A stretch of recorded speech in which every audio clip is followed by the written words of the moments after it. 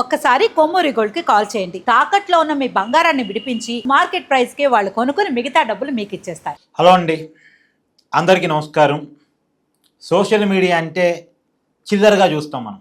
Social media అంటే చీప్గా చూస్తాం మనం. కానీ సోషల్ మీడియా తలుసుకుంటే, సోషల్ మీడియాని మంచిగా వాడితే ఒక ప్రాణాన్ని కూడా బతికించగలదని నిరూపించింది. సోషల్ మీడియా దమ్మేంటో చూపించింది.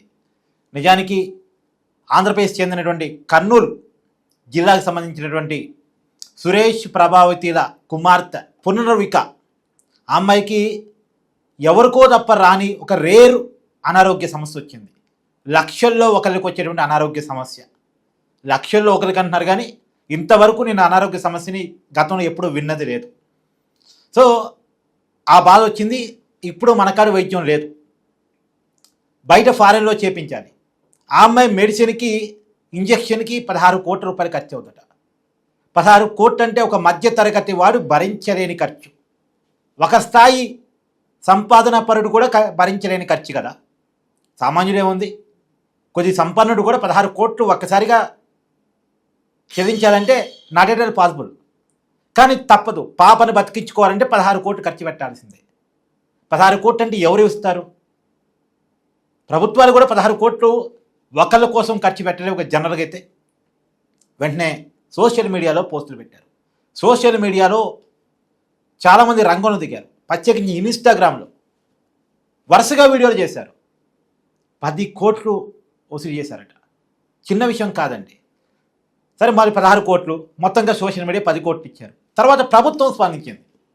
సోషల్ మీడియాలో ఇంతమంది స్పందించిన తర్వాత ప్రభుత్వం కూడా ఆటోమేటిక్గా స్పందించింది. మంత్రి నారా లోకేష్ గారు స్పందించారు. సహజంగా నారా లోకేష్ గారు బాగా స్పందిస్తున్నారుగా ప్రతి విషయంలో. ఈ మధ్య స్పందించారు. మిగతా 6 కోట్ల రూపాయలు ఎంతైతే అంత, దాన్ని మేము సర్దుబాటు చేస్తాను, నేను ఏర్పాటు చేస్తాను, మీరు కంగారు పడకండి అని ఆ పేరెంట్స్కి సురేష్ ప్రభావితులకి హామీ ఇచ్చారట.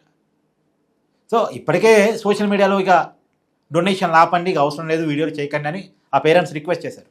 నిజానికి ఈ ఇష్యూ మొదట్లో నాకు తెలియదు, పెద్దగా నేను ఇన్స్టాగ్రామ్ పెద్దగా చూడను.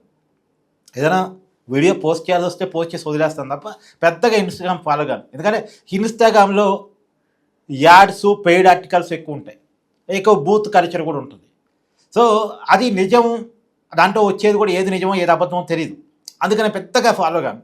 కానీ ఇది బాగా వైరల్ అయింది ఇన్స్టాగ్రామ్లో చాలామంది రీల్స్ చేశారు, ఆదుకోమని చెప్పారు. జనం కూడా బాగా స్పందించారు, తమకు తోచింది ఇచ్చారు. మొత్తానికి 10 కోట్లు అండి, చిన్న విషయం కాదు. 10 కోట్లు జనాలు ఇచ్చారు.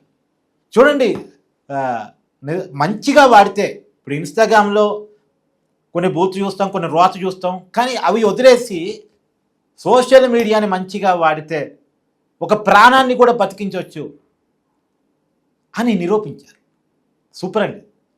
ప్రభుత్వానికి కూడా మనం నిజంగా థ్యాంక్స్ చెప్పాలి, నారా లోకేష్ గారికి కూడా.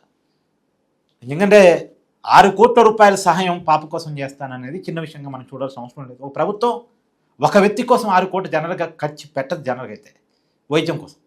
కానీ ఈ విషయంలో స్పందించారు. అంటే ప్రభుత్వం ఇస్తారా, లేదా పార్టీగా ఇస్తారా, నారా లోకేష్ పర్సనల్గా ఇస్తారా, వాటెవర్, మొత్తానికి 6 కోట్ల రూపాయలు నేను సర్దుబాటు చేస్తాననేటువంటి హామీని ఆయన ఇచ్చారు. అంటే మనం ఇక్కడ ఖచ్చితంగా ఒప్పుకొని తీరాలండి.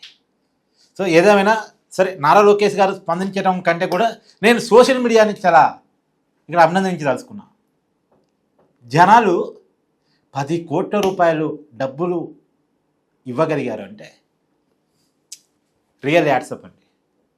అందుకని మనం అనేది ఏంటంటే సోషల్ మీడియాని రైట్ కాజ్ కోసం వాడదాం, ప్రజల కోసం వాడదాం. Thank you.